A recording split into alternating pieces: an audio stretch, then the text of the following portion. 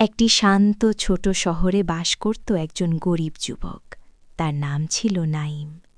সে খুব সৎ, পরিশ্রমী আর আল্লাহভীরু ছিল, কিন্তু তার জীবনে যেন সুখ বলতে কিছুই ছিল না।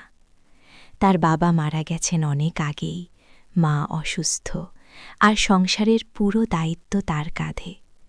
দিনে সে রিকশা চালাত, রাতে মায়ের পাশে বসে কাঁদত। নাঈমের একটি অভ্যাস। নাঈমের একটা বিশেষ অভ্যাস ছিল। প্রতিদিন রাতের শেষ প্রহরে সবাই যখন ঘুমিয়ে পড়ত, সে উঠে দাঁড়াত নামাজে। তাহাজ্জুদ পড়ে সে আল্লাহর কাছে খুব কাঁদত। হে আল্লাহ, আমার মাকে সুস্থ করে দিন, আমার কষ্টগুলো একটু কমিয়ে দিন। কিন্তু দিন যায়, মাস যায়, তার জীবনে কোনো পরিবর্তন আসে না। ভাঙিয়ে যাওয়ার মুহূর্ত। একদিন খুব ক্লান্ত হয়ে সে রাস্তায় বসে পড়ল, চোখে পানি নিয়ে বলল, হে আল্লাহ, আমি তো প্রতিদিন আপনাকে ডাকি, তাহলে আপনি কেন আমার কথা শুনছেন না? তার মনে সন্দেহ ঢুকে গেল, আমার দোয়া কি কবুল হয় না? এক অদ্ভুত স্বপ্ন। সেই রাতেই সে একটি অদ্ভুত স্বপ্ন দেখল। সে দেখল সে একটি বিশাল মাঠে দাঁড়িয়ে আছে, চারদিকে অন্ধকার, কিন্তু সামনে একটা আলো জ্বলছে।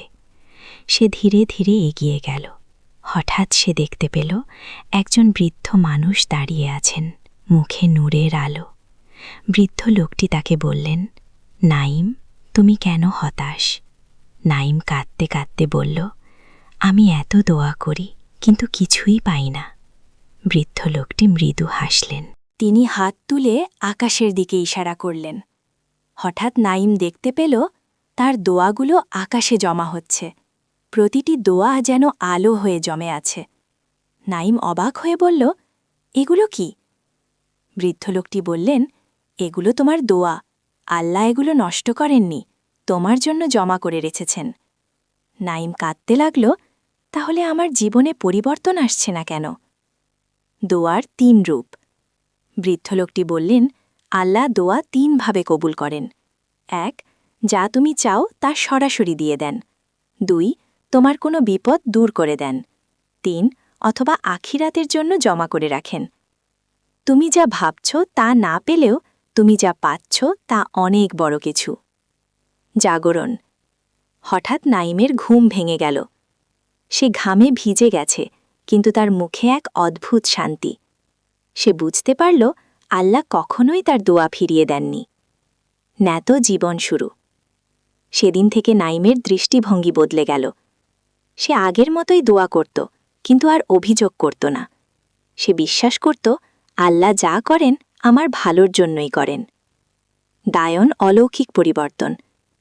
কিছুদিন পর একজন ধনী লোক তার সততা দেখে তাকে একটি কাজ দিল। তার আয় বাড়তে লাগল। মায়ের চিকিৎসা শুরু হল। ধীরে ধীরে তিনি সুস্থ হয়ে উঠলেন। আর সবচেয়ে বড় কথা, নাঈমের মনে আর কোনো কষ্ট ছিল না। মাইন শেষ দৃশ্য। এক রাতে সে আকাশের দিকে তাকিয়ে মৃদু হাসল। হে আল্লাহ, আমি বুঝে গেছি, আপনি দেরি করেন কিন্তু কখনো বঞ্চিত করেন না। আমি গল্পের শিক্ষা। দোয়া কখনোই বৃথা যায় না। আল্লাহ সব দোয়া শোনেন, কিন্তু নিজের সময়ে দেন। কখনো হতাশ হওয়া যাবে না। শেষ কথা, তুমি যদি আজ কষ্টে থাকো, মনে রেখো তোমার প্রতিটি দোয়া আকাশে জমা হচ্ছে, আর একদিন ঠিকই তার ফল তুমি পাবে, ইনশাআল্লাহ।